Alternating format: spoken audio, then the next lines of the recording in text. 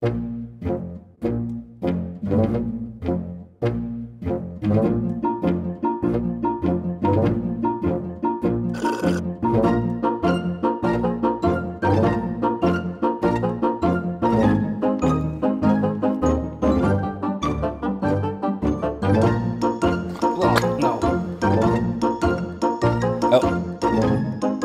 have some jams.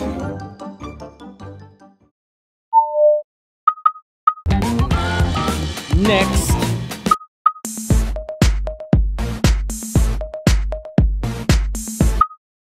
Alright, I got everything. Do I got everything here? Snack, chocolate covered pretzels, got the latte. Say hi. Say hi. Well, traitor. This is probably like the only cool thing about remote life is you don't really have to dress up for anything. Am I right? I'm right. Today we will be talking to Professor Norma Mendoza-Denton, writer of that legendary book, Homegirls. That's a good book. Am I right? I'm right. So without further ado, let's say hi to Professor Norma Mendoza-Denton. Bam. Hi, Norma. So let's talk about the book, Language in the Trump Era. So easy to read. Was that an intentional editorial choice? As you know, sometimes academic text can be quite dry. We wanted it to get out there, and we wanted to offer it as a tool for people to evaluate critically what they're hearing from the president, what they're hearing from the media, what they're hearing in their own circles. And so for us, it was really important. We worked with the authors, and they were amazing. We worked really hard with everybody, trying to make it so that the language was not a barrier to the things that we're trying to say. Awesome. Yeah. So I noticed that one of the themes of this book is how Trump divides people into groups, but also sometimes we underestimate that he actually draws people into groups. So can you talk about a couple of examples from the book where he actually draws people together? Let me just talk a little bit about Natasha Sierra and Sylvia Shrikant's chapter, which talks about Trump's holding of a Black History Month listening session. In this chapter, they're trying to figure out how Trump achieves congenial relationships through language use. Right. So at the time that this Black History Month listening session was held, this is where he uttered some famous phrases about Frederick Douglass that didn't go down very well in the media, that, phrases that made it seem as though he were still alive. If you listen to the transcript or watch the video of this interaction, it's not at all combative. It's really congenial. So the question becomes, how is it that Trump can get people to align with him and put his message through to people that he's essentially committing violence to? He didn't simply command deference from his participants because of his status. Trump and his African-American interlocutors really collaboratively achieved this pretty friendly relationship through language use. And it was this appearance of friendliness that really allowed the conservative media to ignore criticism about Trump's behavior. The next chapter I really wanted to put a shout out to is the chapter that is with a group of people who were undergraduates at the time, undergraduates at UCLA. They work with Professor Otto Santa Anna, and you've covered his work in your videos. So the chapter is called Making Our Nation Fear the Powerless. What they did was this group of really amazing young people, along with Otto Santana,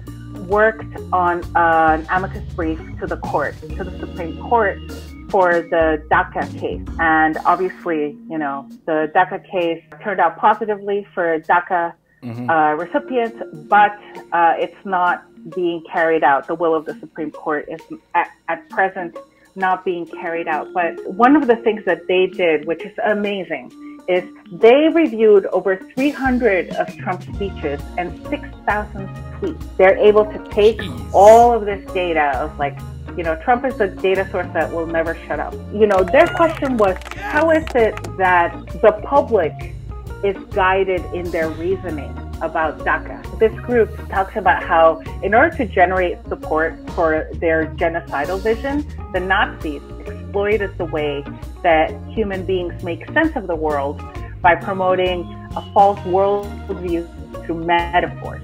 right? Metaphors are very important in trying to build reality and gain traction around what they're trying to say. So Trump uses the metaphors of nation as a border, so equating the border as a nation. A wall is fairly easy to understand, but it doesn't make any sense to say that unless you have a wall, you do not have a nation, right? And this is part of what he's trying to promote. And he's also making other kinds of metaphors like immigration as flood or as a natural disaster, immigrants as criminal, immigrants as invaders, and things that are, and now immigrants as sources of sickness. So all of these things make it so that no matter if the immigrant is Arab, no matter if the immigrant is Chinese, no matter if the immigrant is Mexican, no matter what, you are now justified in trying to hold up all of the F visas. And he takes these slow building steps so that in the end, you have the justification for shutting our borders completely to everybody, right? Because no one can be trusted. They're harbingers of bad things. They're in gangs and they're going to kill everybody and eviscerate women, or they're sick and we shouldn't let them in. And that's how you build reality, just with language. And that, I know that this is one of the big things that you focus on in your YouTube channel. And this is definitely one of the things that we're trying to unpack in this book. Oh, that's awesome. Building reality through language. Our president is obsessed with dominance of like the alpha male variety. I guess we gotta talk about the Access Hollywood tapes, right? Robert Cameron and Bruce Mannheim both analyzed the Access Hollywood tapes in this book. One of the insights that I gleaned from Cameron's chapter is that the way that Trump talks about women is absolutely already licensed in our culture. Right. It's called male banter. Male banter is so ordinary in our culture that even when it's taken to this extreme, right, where essentially he's revealing sexual assault, sexual harassment that he has committed, even when it's taken to that extreme, it already is licensed in our society, so much so that his own partner is able to step forward and say, oh, boys will be boys. And so by framing it in this way as a kind of inescapable part of male sociability, it means that it's really harmless. It renders it harmless, and it renders the experience of the women who have been harassed as not remarkable. Because this male behavior is licensed, the leering, the touching, the kissing, all of these things are in some ways not just expected, but if you resist them, you are to be blamed. Gender turns out to be a pivotal way in which Trump winds up dividing the public and realigning the public. One of the chapters by Carol Cohn on masculinity and missiles talks about the way in which in some ways the arms race is guided by masculinity contests among the people who make the decisions on whether we should go to war, people who make the decisions on whether we should be attacking somebody else, on whether many, many millions of people will die. So when those decisions are boiled down to masculinity fights, that should give all societies a ton of pause. Even Obama plays into it in some ways, right? When he says, who would be worried about women and children coming in as refugees? By framing it in this way, he's playing into that whole masculinity framework. There's a really great clip of Trevor Noah where he plays something that he calls the Trump Yule log. Yes. A strong man came up to me, tough kind of a guy, and he was crying. The person came into the Oval Office and started to cry. There were 9. Of the 9, now these were tough guys, but of the 9, 8 of them were crying out of happiness because they're back. 8 out of 9. Trump is so obsessed with crying, with not portraying himself as weak or wearing a mask or any of the other things that he believes would impinge on his perceived persona of a powerful man, that he winds up just making it completely ridiculous.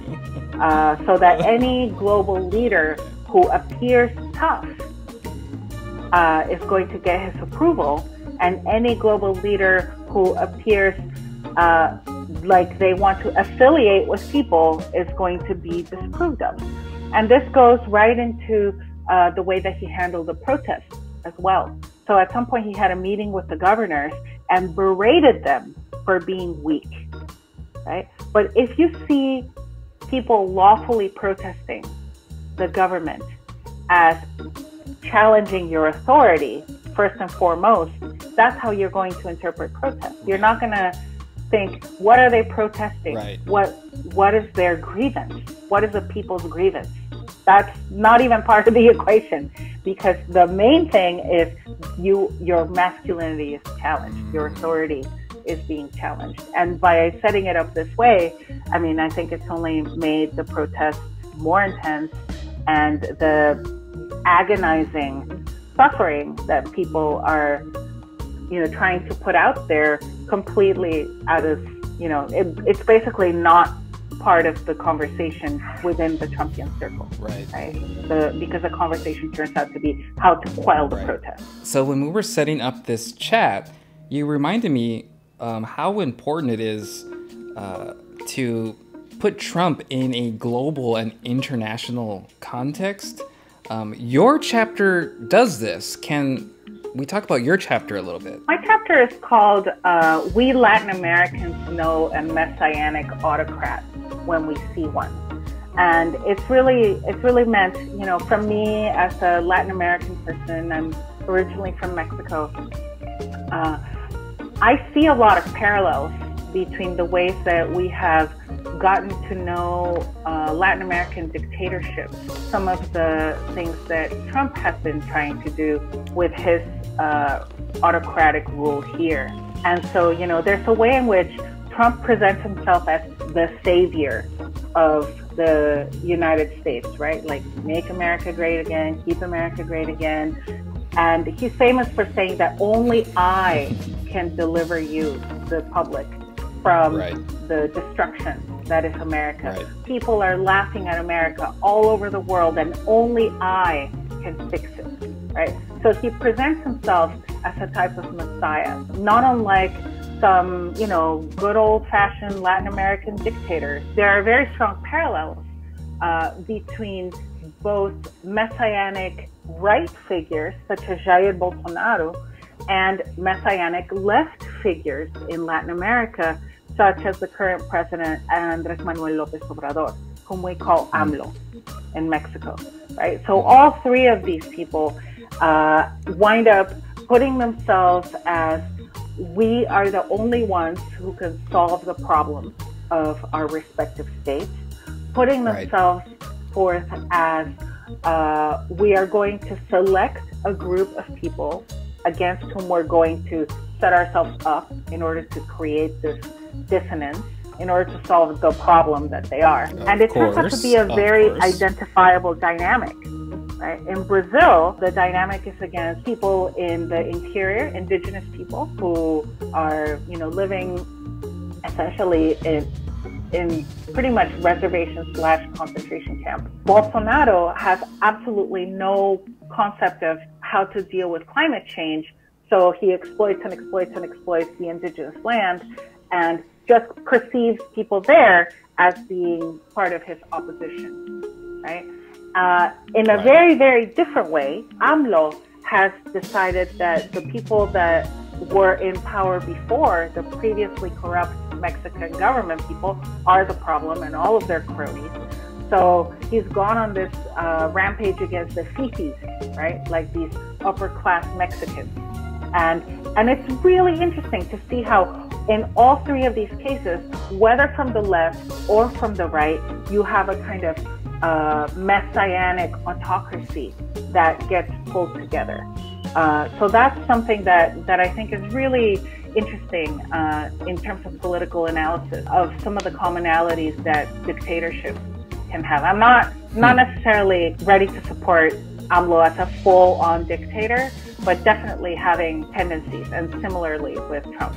Right. So let's stick to this global context. There are a couple other chapters on this topic, right? We have two chapters. One is by Professor Omar Boom, who is also at UCLA in my department. And he talks about Trump's tweets and discourses about Muslims and the Arab world.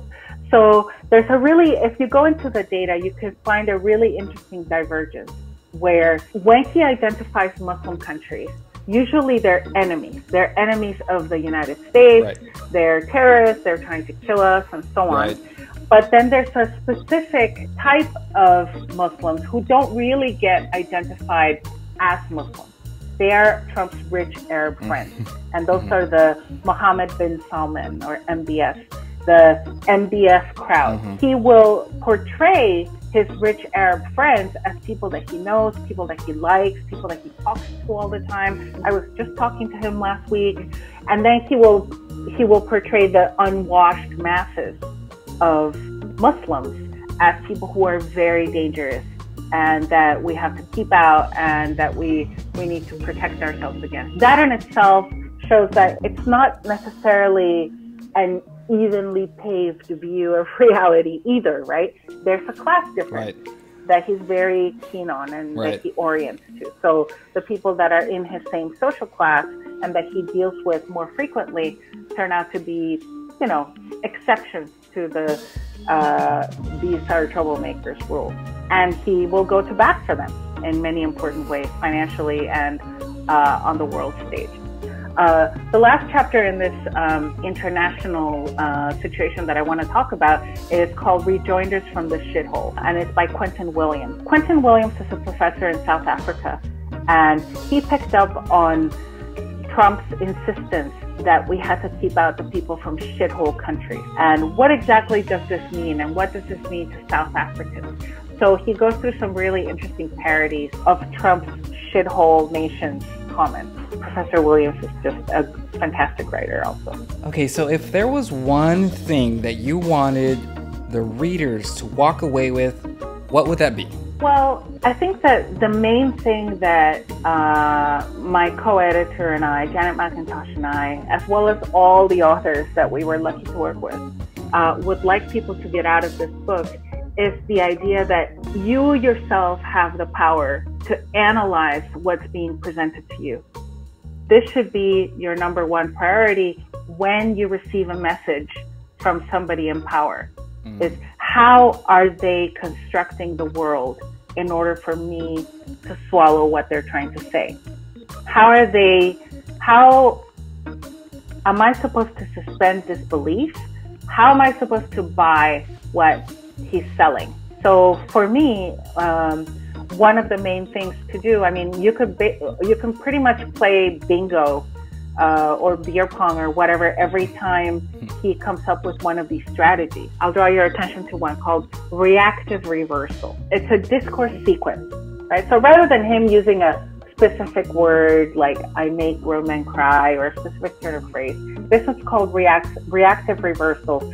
And it hinges on something that was also discussed by Hodges in our book called plausible deniability, that people may be familiar with. Plausible deniability, something you've said, but it's just on the edge enough that you might be able to deny it later. Also works into what people call gaslighting. But I'm going to describe to you how it goes. First one is Trump stakes a claim, right? A hyperbolic claim. Something that's so out of the ordinary that it causes a storm, right? Like, for instance, maybe we should postpone the election. Should postpone the election. Right. It's going to be a mess. Right. And optionally, sometimes he follows it up with logical extensions, right? Or, maybe gives a reason like ballots will be stuffed or can't trust mail-in voting. So that's the hyperbolic claim. And then a public outcry follows. And that starts growing and growing. And if it gains steam, it becomes problematic for the administration. The third phase of this is Trump uses plausible deniability and might react by reversing his claim or pleading innocence or optionally blaming others or even the listener for the inference, right? Like, fake news, I did not say that. You thought that, I did not say that, right? So that's how that works. And then, you know, possible fourth step of this is that Trump could triumphantly declare victory over whoever really claimed what it was that he originally claimed, right? And that we've seen this at work with the birther stuff from the very beginning. We've seen this at work with a lot of the stuff on the public health crisis that we're going through now. And I predict we're going to also see this at work with the floating of delayed voting for the election in November. So like I said, get out your bingo and make it a game, because that's the only way we're going to get through this. And also activism, right? The only way to get him to go back on things is public outcry. You must complain. You must speak out. Right. Even though he will try to frame it as, you know, now I must quash you. You must speak out because that's, you know, that's what our system hopefully is based on. Awesome. So if people want to pick up this book, where do they go? I think the digital edition of the book comes out in August, at the end of August, and you can get it from Cambridge University Press website or through Amazon. And I think the hardcover follows soon after that. Actually, it will also be in paperback immediately. So, yeah. So if you want to talk about any of this, write to me, and, you know, I'm open for conversation. Awesome. And thank you so much for having me. Of course. Thank you. Bye. Bye. Take care. Norma Mendoza-Denton, everybody. Wow. Very cool. Very cool.